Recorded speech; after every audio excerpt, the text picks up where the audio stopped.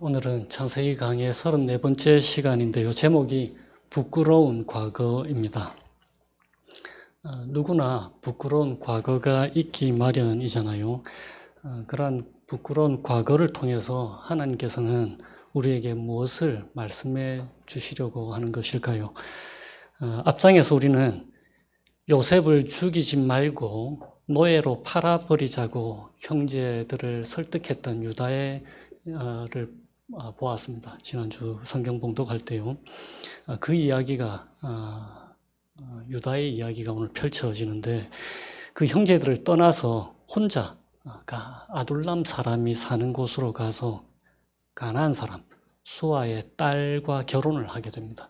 아브라함 때부터 가나안 사람과 결혼을 금했단 말이에요. 그런데도 혼자 떠나가서 가나안 사람의 딸과 결혼을 하게 됩니다. 그래서 세 아들을 낳은 거예요. 첫째 아들 엘을 다말이라는 여인과 결혼을 시킵니다. 그런데 엘이 주님 보시기에 악했다라고는 말씀이 얘기하고 있습니다. 그래서 하나님께서 그를 죽이시는 거예요. 둘째 오나는 형수와 혼인을 해야 됐습니다. 물론 오늘 이야기는 모세의 율법 이전의 이야기인데 모세는 오늘 유다와 다말의 이야기를 통해서 율법이 정식으로 주어지기 전에도 형을 대신해서 형수와 결혼해서 가문을 이어가는 것이 모세를 통해서 주어진 하나님의 율법과 일치하는 것이다라는 것을 우리에게 말해주고 있는 것입니다. 그런데 9절 후반절에 보면은 오난이 그의 형에게 씨를 주지 아니하려고 땅에 설정했다라고 적혀 있는 거예요. 아마도 형수와 동침을 해서 형의 이름으로 자녀를 낳게 되면은 자신의 아들들이 그의 형의 아들들과, 그러니까 형의 이름으로 태어날 아들들과 유산을 나눠야 하기 때문에 그렇게 했을 것이라고 성경학자들이 해석을 하고 있습니다. 9절에 이렇게 되어 있어요. 오난이 형수에게 들어갔을 때에. 우리 한글 성경에는 이게 일시적인 행동처럼 보이는데 새 번역이 아주 잘 번역해놨어요. 새 번역에서는 어떻게 번역하고 있냐면 오난이 형수와 동침할 때마다, 그러니까 계속적인 반복적인 행동을 얘기하고 있는 거죠. 그러니까 야곱의 자녀들을 통해서 인류에게 복을 전하려는 하나님의 뜻을 지속적으로 거부하는 것입니다. 그래서 이것이 하나님 보시기에 악하게 보이는 거예요. 그래서 하나님께서 이 둘째 아들 오난도 죽게 해버리십니다. 그러니까 세 아들 중에서 2명이나 이제 죽게 된 거죠. 그래서 셋째 아들도 유다가 생각하기를 다말하고 결혼을 하게 되면은 죽게 될 것 같아서 다말에게 말하는 거예요. 셋째 아들 셀라가 다 클 때까지 너 친정 아버지 집에 가 있어라. 거기서 한동안 과부로 살아라 라고 말하는 거예요. 그런데 오늘 본문에 보면은 셀라가 이미 다 컸는데도 유다가 셋째 아들 셀라를 다말과 결혼시키지 않는 거예요. 시간이 지나서 유다가 양털 깎는 시기에 딥나라 하는 곳으로 가게 됩니다. 그런데 길가에 한 여자가 너울을 쓰고는 얼굴을 가리고 앉아 있는 거예요. 유다가 자기 며느리 다말인지 모르고 이제 창녀라고 생각한 거예요. 창녀라고 생각한 이유가 뭐냐면은 당시에 가나안 땅 문화에는 밭에 씨를 뿌리거나 혹은 양털을 깎는 시기 혹은 양들이 새끼를 낳는 시기에는 다산을 촉진하기 위해서 매춘하는 사람들과 그 신들의 결혼을 제한하는 예식처럼 그렇게 매춘하는 관습이 있었다고 합니다. 그래서 을에 매춘하는 여자들이 있다는 것을 유다와 다말 둘 다 알고 있었던 거죠. 그래서 유다는 창녀처럼 보이는 여자가 있어서 이게 말로만 듣던 그런 건가? 혹은 이런 매춘 행위가 처음이 아닐 수도 있는 거예요. 다말은 오랜 시간 동안 시아버지가 어떤 사람인지 알고 있었겠죠. 그래서 이런 부분에서 유다가 약하다는 것을 알고 있었을 것입니다. 그러니까 이런 계획을 세워서 길가에 나가서 앉아 있었던 거죠. 유다가 담보물을 주고 다말과 동침합니다.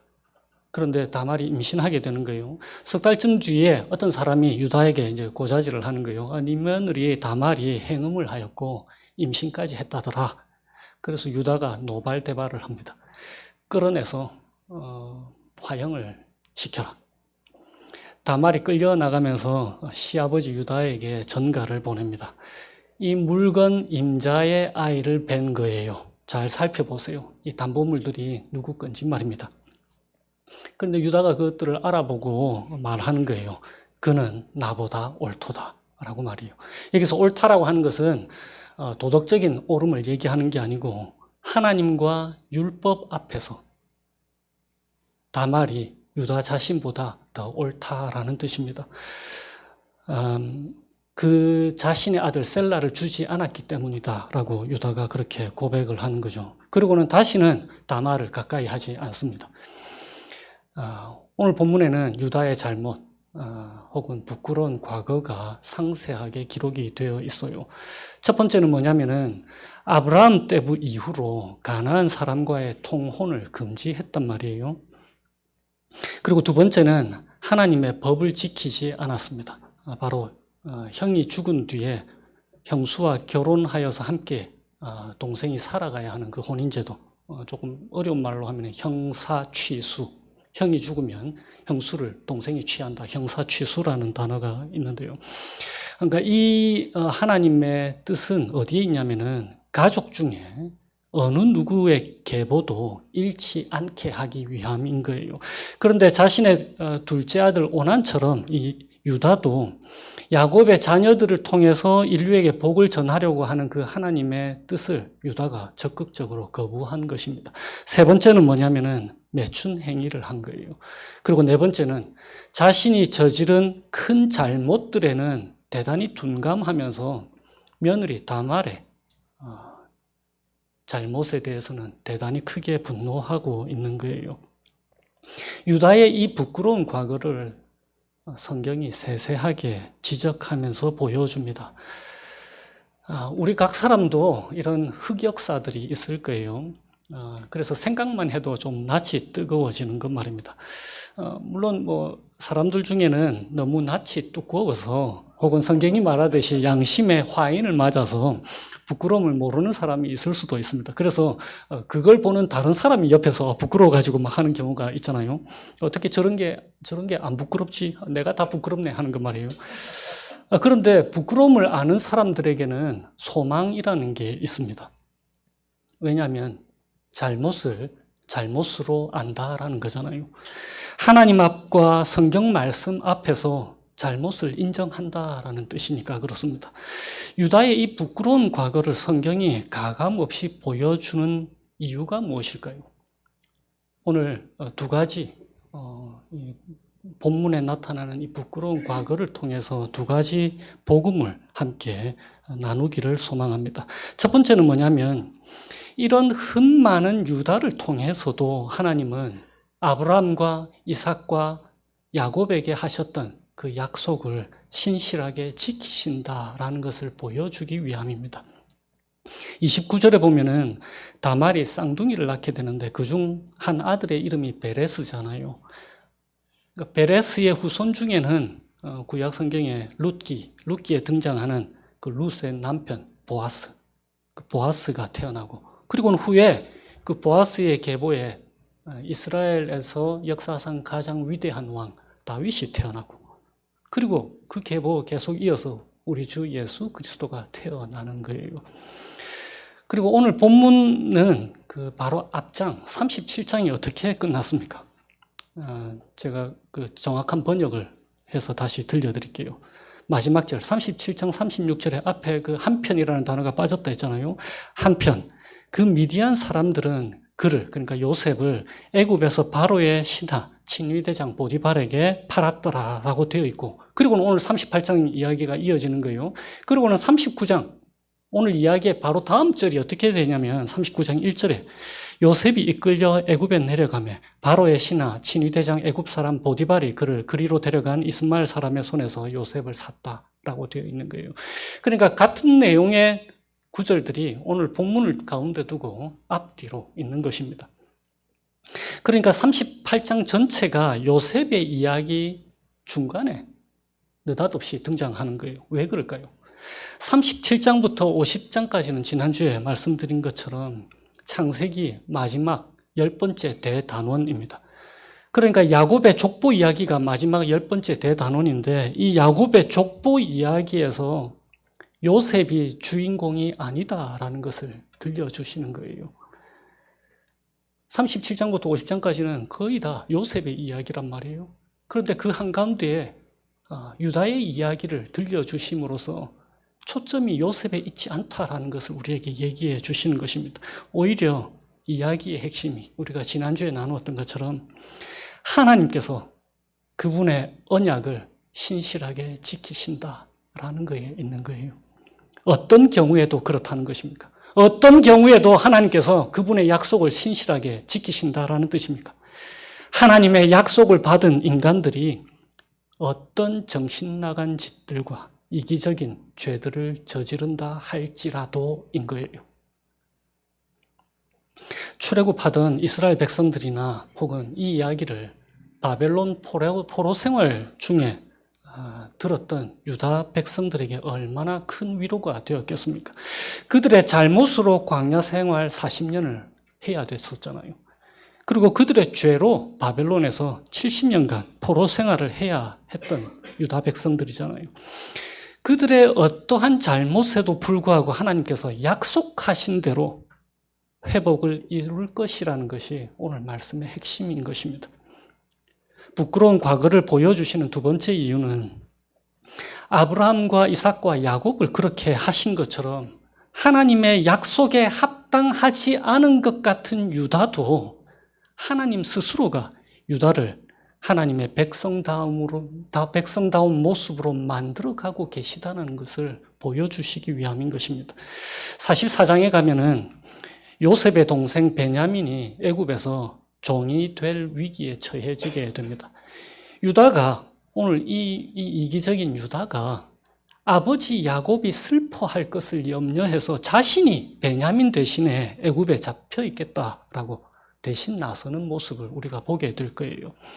그러니까 인간의 실수까지도 혹은 실수의 결과마저도 하나님께서 회복시키셔서 하나님이 목표하시고 뜻하신 죄인들의 회복과 구원을 이루신다라는 것을 우리에게 들려주시는 거예요. 덧붙여서 이렇게 하나님이 우리를 변화시키실 것이기 때문에 죄를 싫어하게 되는 것이 덤으로 따라오게 되어 있습니다. 왜냐하면 죄의 결과로 인해서 당하는 고통이 어떠한 것을 알게 되거든요. 영원한 하나님의 나라에 있을 우리의 모습을 한번 생각해 보세요. 어떤 사람들은 가끔씩 다인이가 저한테 물어요. 하늘나라에 가면은 그러면 다시는 죄를 짓지 않아? 우리는 자유의지를 갖고 있잖아요. 그런데 영원한 하나님 나라에 있는 우리를 한번 상상해 보세요. 우리는 그곳에서 이 땅에서 겪은 모든 죄의 고통이 어떤 것인지를 우리의 부끄러운 과거를 통해서 분명하게 알게 된 사람들입니다. 성령 하나님을 통해서 하나님과 한 몸으로 사는 동행의 기쁨을 그리스도 예수와의 온전한 연합을 통해서 이 땅에서 경험하고 또 저 하늘나라에서는 완전하게 영원히 경험하게 될 거예요. 그렇기 때문에 하늘나라에서는 다시는 죄를 짓지 않고 살아가게 될 수가 있는 것입니다. 이것이 참으로 우리에게 복음이 되는 거예요. 우리의 구원이 우리의 노력과 공로에 달려있는 것이라면 사실 우리에게는 소망이 없습니다. 우리에게는 늘 부끄러운 과거가 있기 마련이잖아요. 그런데 우리의 절망스러운 그런 처지에서부터 건져내신 구원이 우리의 어떠함과는 상관없이 신실하시고 전능하신 우리 하나님께 달려있다라는 것, 그 사실이 우리에게 참으로 깊은 소망이 되는 거예요. 구원이라고 하는 것은 우리의 신분이 그리스도 예수의 공로로 인해서 단지 법적으로 변경된 것만 있는 것이 아닙니다. 다시 말하면 죄인이라는 신분에서 의인으로 변경된 그 법적인 신분에만 있는 것이 아닌 거예요. 그리스도의 영, 곧 성령을 통해서 실제적으로도 변화가 일어나게 되어 있습니다. 예수 그리스도를 닮은 모습을 그리스도의 영, 곧 성령과 함께 드러내는 것으로 말입니다. 어떻게 이 일이 일어나게 되었습니까? 바로 우리 주 예수 그리스도이신 거예요. 유다를 보면은 우리 주님의 아름다우심이 얼마나 큰지를 알 수가 있습니다. 유다가 어떤 사람입니까? 다말이랑 결혼하면 행여나 자기의 셋째 아들도 죽게 될까 봐. 자기 셋째 아들도 죄 많은 인간인데 말이에요. 하나님의 뜻을 거부하고 다말도 거부했잖아요. 그게 유다란 말이에요. 그러나 우리 하나님은 어떠한 분이십니까? 자기 아들을 아끼지 아니하시고 우리 모든 사람을 위해서 내어주신 분이신 거예요. 그리고 그 아들은 우리가 아직 죄인 되었을 때에 그리스도께서 우리를 위하여 죽으셨다라고 성경이 증언하잖아요. 그래서 이루신 것이 무엇입니까? 죄 많은 우리를 살리신 거예요. 죄의 종으로 죽었던 우리를 자유케 하셔서 의의 종이 되게 해 주신 것입니다. 그래서 로마서 6장에 이렇게 기록하는 거예요. 너희가 그때에 무슨 열매를 얻었느냐? 이제는 너희가 그 일을 부끄러워하나니 이는 그 마지막이 사망임이라. 그러나 이제는 너희가 죄로부터 해방되고 하나님께 종이 되어 거룩함에 이르는 열매를 맺었나니 그 마지막은 영생이라. 죄의 삭은 사망이요 하나님의 은사는 그리스도 예수 우리 주 안에 있는 영생이니라 라고 로마서에서 기록되어 있는 거예요. 우리의 부끄러운 과거는 사실 우리를 겸손하게 해줍니다. 부끄러운 과거라고 하는 것은 하나님을 떠나 있을 때에 우리의 타락한 모습을 가감없이 보여주잖아요. 우리 인간이 망가뜨린 것, 우리 주님께서 회복시키신다라는 것을 보여주시기 위함인 것입니다. 야곱의 가족들을 통해서, 특히나 유다의 가족을 통해서 인류의 구원을 이루시는 분이 바로 우리 하나님이시다라는 것이 바로 오늘 본문의 메시지입니다. 지난달 7월 마지막 주일에 우리가 야외 온라인 예배를 했었잖아요. 그때 저는 현철 형제의 결혼식 참석을 위해서 시카고에 갔었는데 그 결혼식 참석하면서 제게 드는 느낌, 감동이 뭐였냐면은 참 아름답다 였어요.